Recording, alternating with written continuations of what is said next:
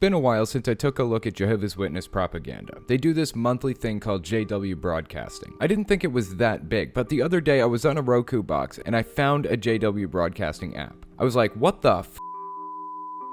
Apparently there's a JW Broadcasting app on lots of different devices, so I think it's time I took another look at JW Broadcasting. One thing before we get started, I wanted to mention that Genetically Modified Skeptic and I are having a fan meetup in New York City on Friday, July 12th from 7 to 11 p.m. The address is in the description. Okay, let's get into it.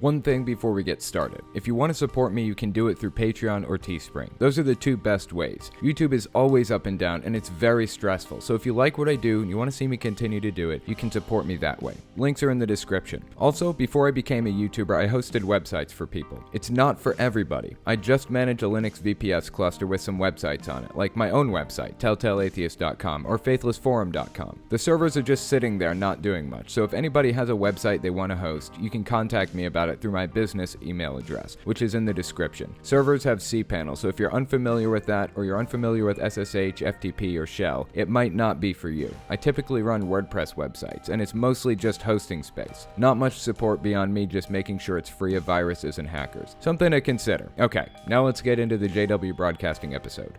This is my sister, Lele. This is my sister, Mimi. My sister, Lele, she is very caring. I know that for sure. One thing that I appreciate about Mimi is that she have the self-sacrificing spirit.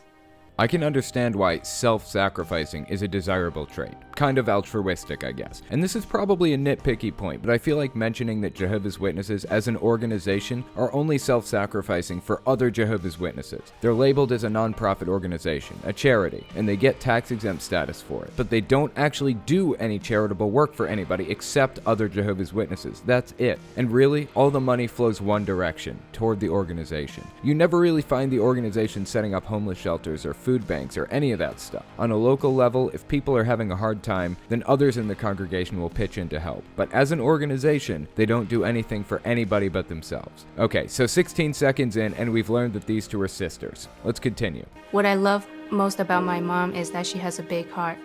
And I know that my dad really truly loves his family. Oh, Asian kids, two white parents. Is there something the mom didn't tell the dad? Certainly the Jehovah's Witnesses who produced this video are aware of genetics on a base level.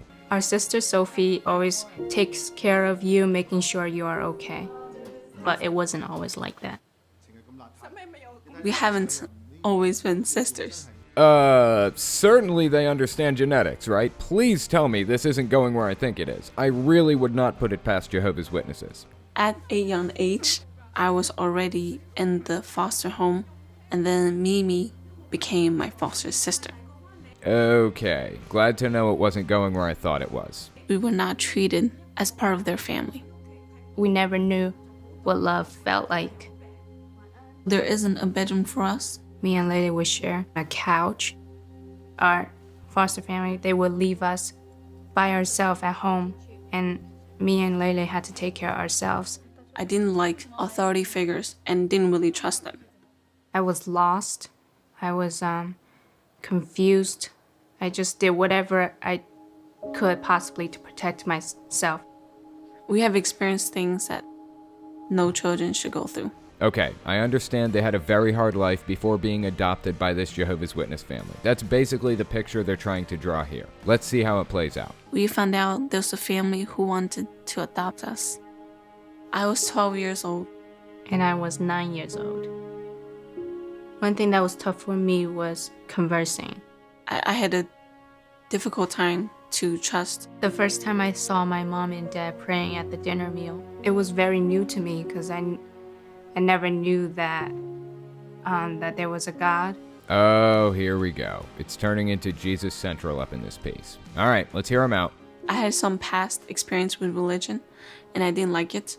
So when I first saw my mom and dad praying, I was uncomfortable with it. They took us to this place called the Kingdom Hall. The first thing we felt was warmth and love. All these friends coming up and to say hi to us, giving us hugs, just super loving towards us.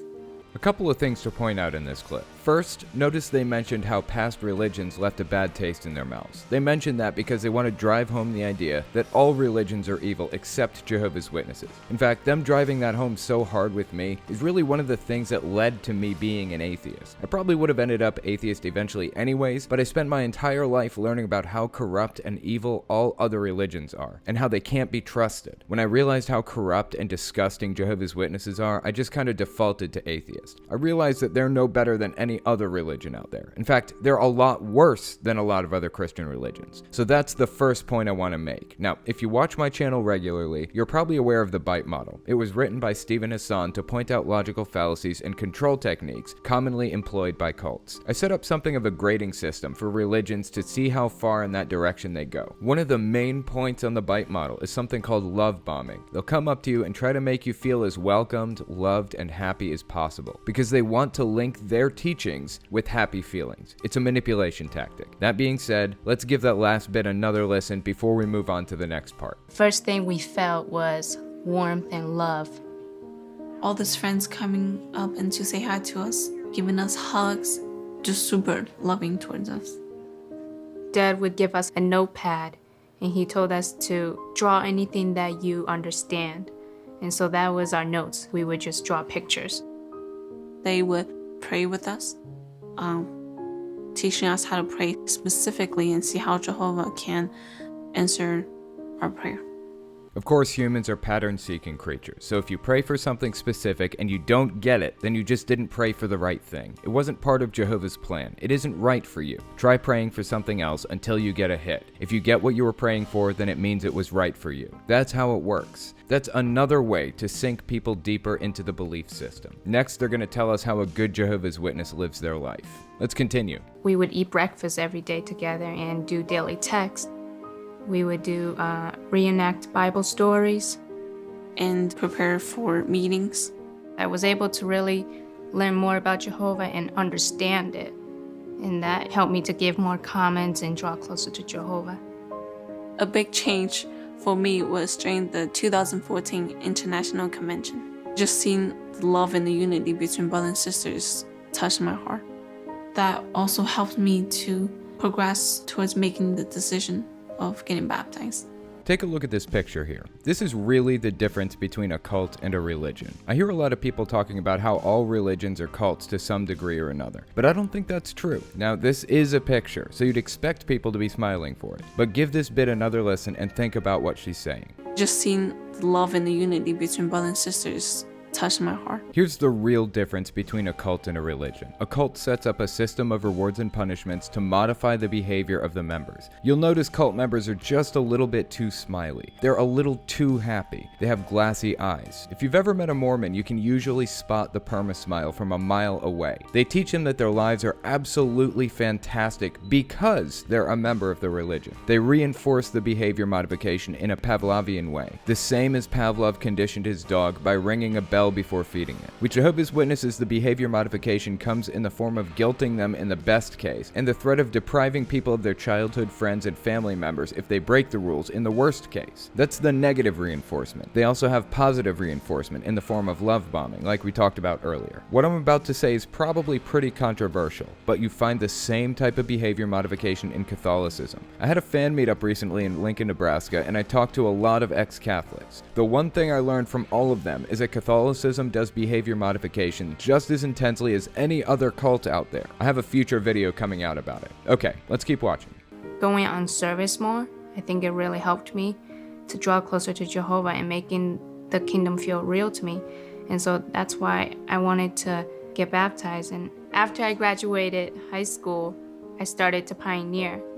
It's one way to show my love to Jehovah. I used to just take care of myself, but I learned to take care of others and to think of others first.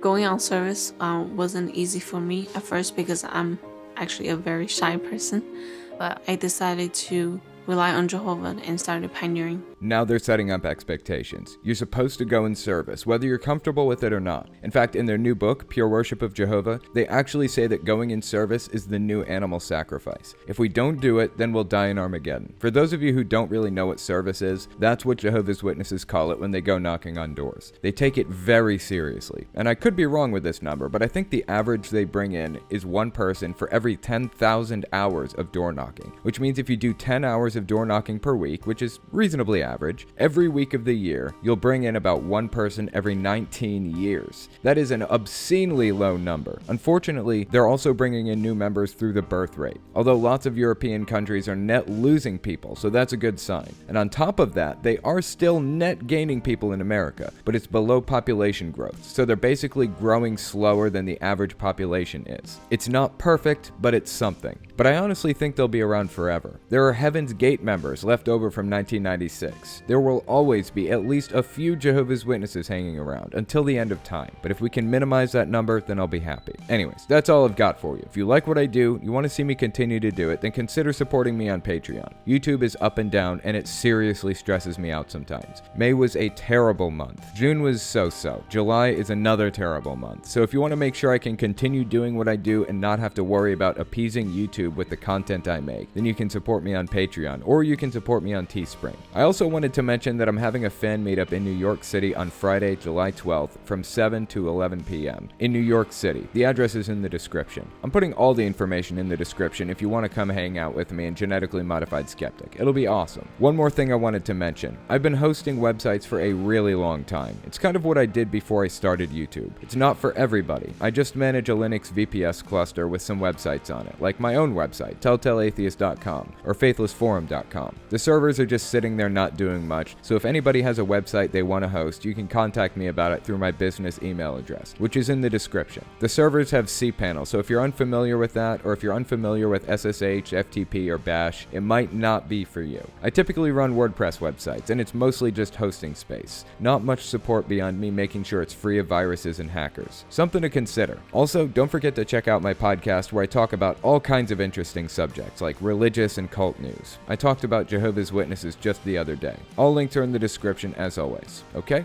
Thanks for watching, guys.